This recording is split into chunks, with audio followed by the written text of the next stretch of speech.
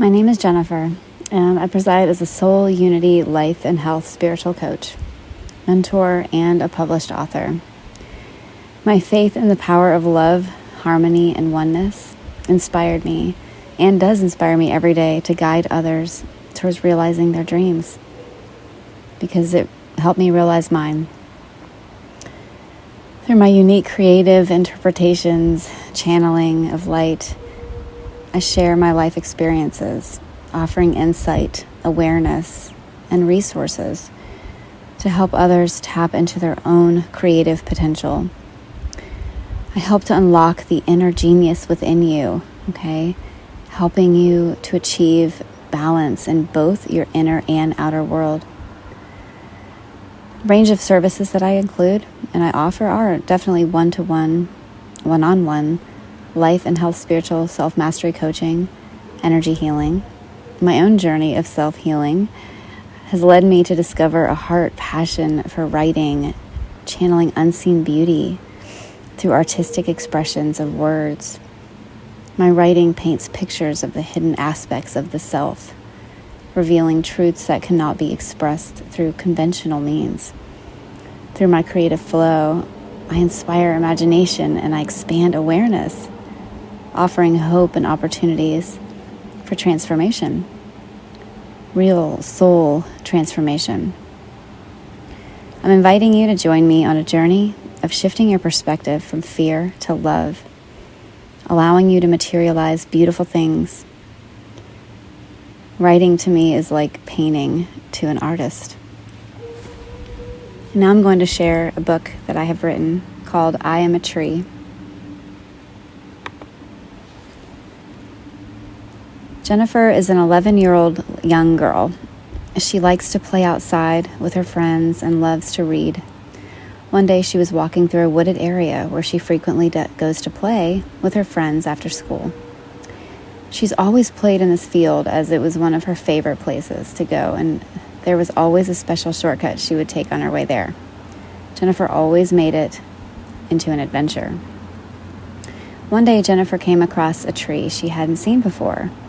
It was in a shady area, hidden away from the sun and surrounded by many tall trees. She probably walked past it many times, but something was different on this day. It's as if the sunlight broke through and was shining directly on this tree at the perfect moment so she would see it. It was different from the rest of the trees. She invited her friends to come join her as she went to go check it out. They weren't interested, but she was, so she told them she would see them the next day. Jennifer had never had an interest in trees besides climbing on them or even wanting to stop long enough to wonder more about them. But she started feeling different and had a sudden new interest in this specific tree. Why is it here? Who planted it? What is it for? And how have I never seen it before? She asked herself. That night, while Jennifer was falling asleep, she couldn't stop thinking about that tree she saw and wanted to know more. The next day after school, Jennifer decided to go over to the tree again. This time she started to talk to it. She asked the tree the same questions she secretly asked herself. Why are you here? Who planted you? What purpose do you have? Jennifer didn't get a response, but that didn't stop her from being curious. Jennifer went to visit with her new friend, the tree, every day after school, talking with it, sitting with it, and she had grown a connection with the tree. Even if it didn't say anything to her, she still felt drawn to it. It had been 3 weeks that Jennifer was visiting the tree every day, and she decided to approach it differently this time.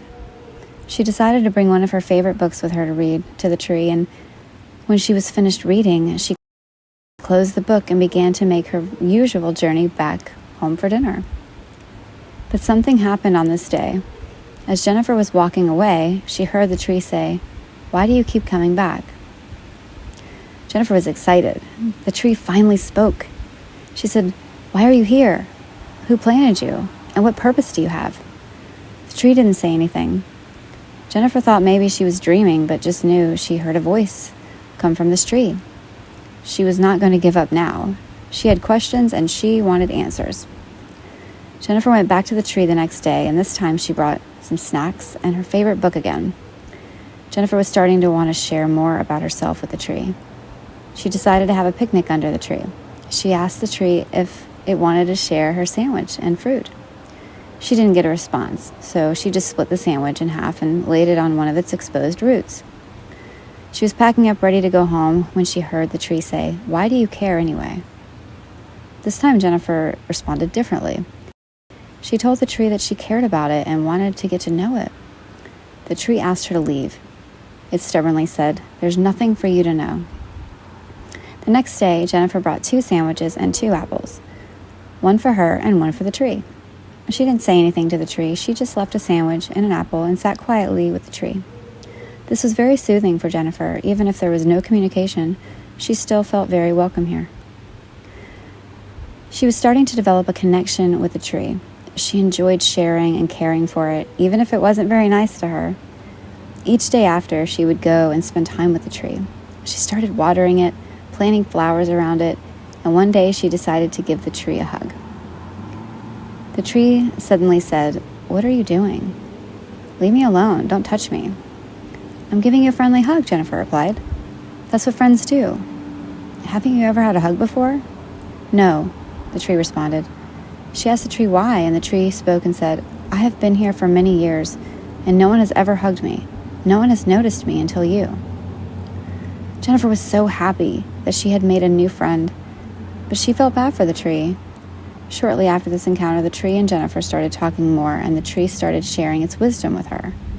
Jennifer was learning so much. She was inspired by the tree and wondered why it was all alone here when it was bringing her so much joy. As the tree and Jennifer grew in friendship, she started noticing bright green leaves with pinkish flowers coming out of its branches. Jennifer said, "Look, tree, you have flowers." The tree said, "What's the point? I've had flowers before and no one noticed them." So they just shed with every passing season. People come by and take the flowers, but they don't notice me. Jennifer felt sad for the tree. It was too beautiful to be so sad. She wanted to help the tree. She wanted others to be inspired by the tree, and she wanted the tree to know how much of an inspiration it has been to her. She could see that the more it was loved, the more it grew, and she enjoyed the fragrance of its flowers and the beauty it brought to her and the other trees. She asked her family if they could help her figure out how to have the tree move to a different environment, one where it would be seen and admired for its beauty. Her family said, "It's just a tree. No one is going to move it." Jennifer was very optimistic about her idea, and so she started going around to different shops around her house and after school each day. She started asking workers at hardware stores, her friends, her school teachers, but no one knew how to help. One day, Jennifer decided to go to the fire station on her way to visit the tree. She knew they had ladders, so they must have shovels. She asked one of the firemen if they could help her dig up the tree and put it in her yard so she could have it. His name was Scott. She said, "This tree needs our help. It's all alone, and it brings me so much happiness and joy." What Jennifer experienced the next day was a miracle. After all the no's she had heard, she finally received a "Yes, I will help you," Scott replied. "We could use a beautiful tree in our front lawn. We have many visitors, and this would be the perfect place. Would it be okay if we planted the tree here so more people could see it?" Jennifer knew her parents probably wouldn't let her plant it in their yard, and she wanted it to be a safe place. "Yes," she said willingly. "Thank you for giving my friend the tree a home." During the next week, Jennifer brought her shovel and started digging around the tree's roots. The tree was not happy and said, "What are you doing?" Jennifer said, "We are moving you to a better place, a sunnier place, a place where you can share your beautiful flowers and inspire others with your wisdom, the way you have inspired me." The tree laughed and said, "Silly girl, no one will come to see me. I have nothing to offer. I am old and my time here is done." Jennifer ignored the tree and kept digging. She said, "You will see. I believe because I know how much inspiration you have brought to my life."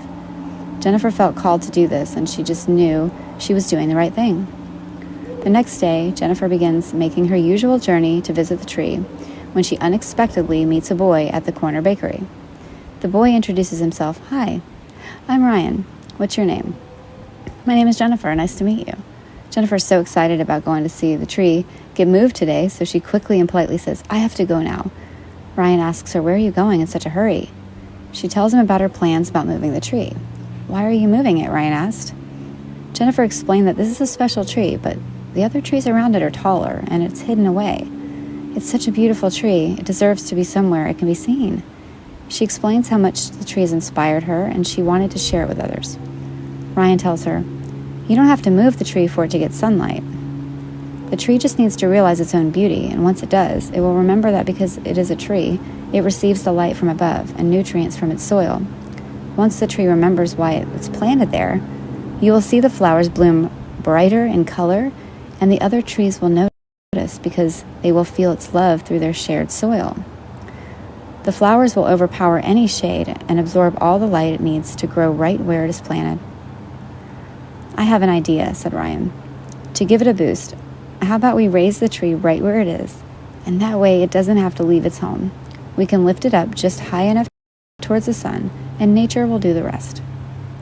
"But won't the other trees cover its light again?" said Jennifer. "This tree seems to have been planted in its specific place, so it would shine brighter and encourage the other trees to do the same. Once the other trees feel the change in their leaves, they will see that this tree was planted here to bring them more richness. This tree may be the very reason those trees are so tall, and it hasn't had its own nutrients that it receives.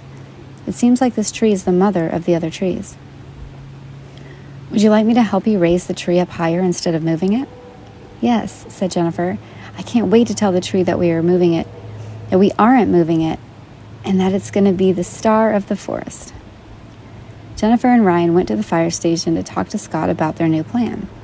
Scott was honored to help them. He was inspired by Jennifer's excitement about the tree and a happy supporter of the cause.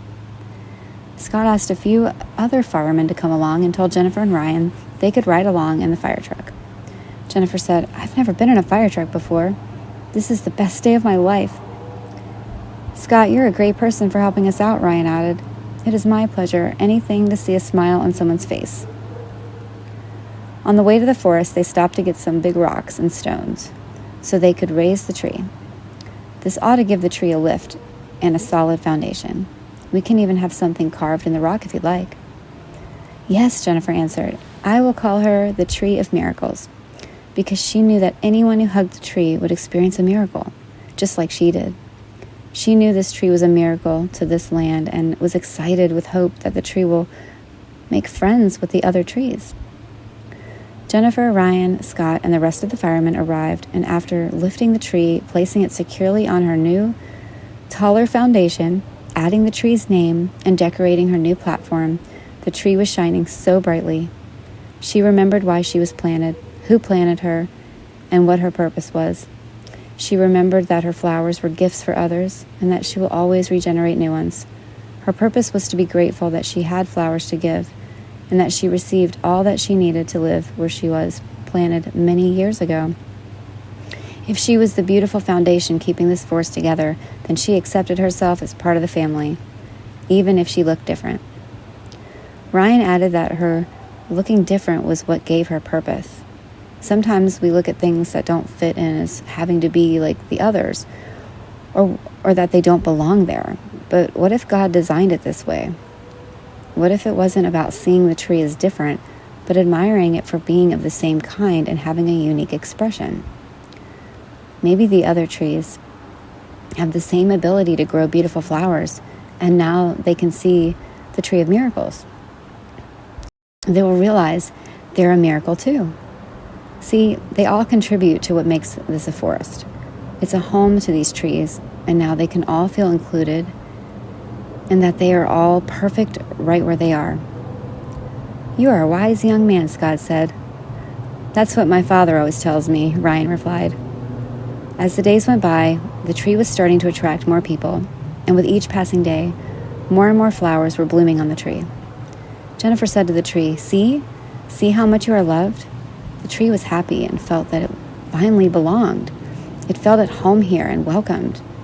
The tree said, "I've been here since it was a field of grass, and I was just a seedling, and this is the first time I have ever felt welcome in my own home." Jennifer brought her family to meet the tree. Her brother and father had never noticed it before, and neither had her mom. Jennifer's mom could see that this made her happy, and she asked her, "How did hugging this tree give you a miracle?" Jennifer said, "Mom, I noticed that I'm just like this tree, and I felt just like that tree. unseen, unworthy, and that I had no purpose. When I saw it for the first time, I asked myself, why is it here? Who planted it and what is it for? She then realized why she was here. She now understood who planted her and what she was here for. Jennifer found her purpose, and this was a miracle.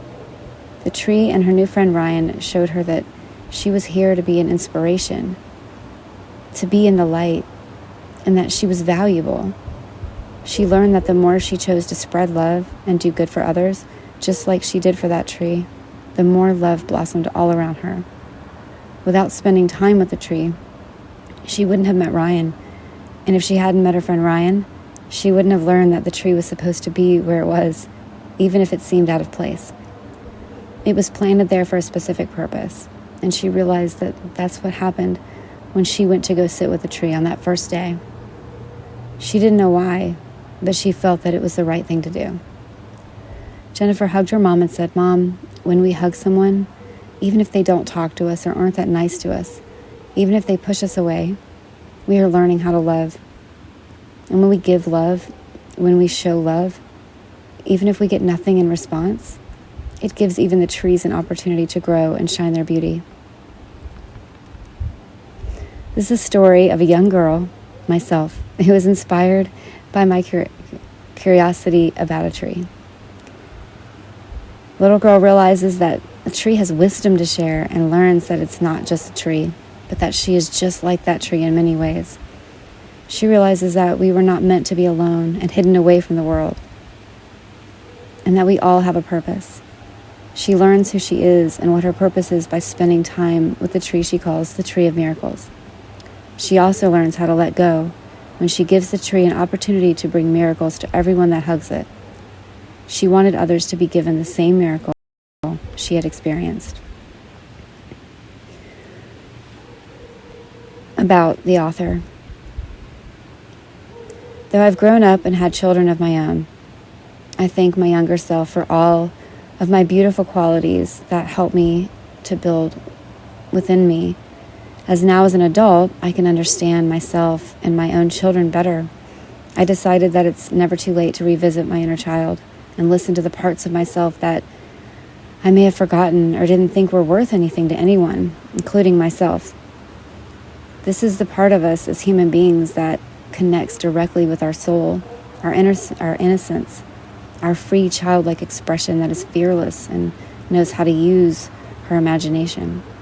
When we can find ourselves where we may have ignored our true feelings and sit with these feelings, we realize that we're sitting with a child.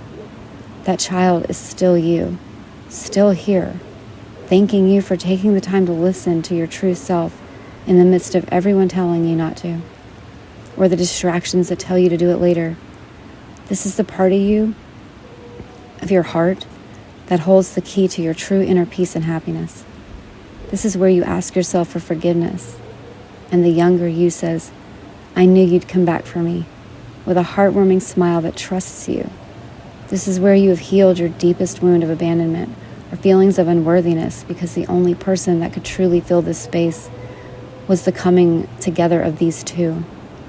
The child has to learn to trust the adult you, which is you, learning to trust yourself. Inspired by the astrological information about Chiron, I decided to dive into my own astrological birth chart and discovered at the time of my birth, Chiron was in the sign of Taurus, in direct alignment with my third house of communication and my north node of Leo. The past wounds that Chiron and Taurus bring are those of feeling abandoned and experiencing loss in the material world. The wounded healer is then established as the warrior, as she overcomes any feelings of lack, loss, poverty, and abandonment, because she seeks her light from within, and all materials and needs that were lost or neglected are then regained and restored from an energetic vibration of love and abundance. The key to healing this is to feel abundant without the material objects and form a healthy detachment from materials.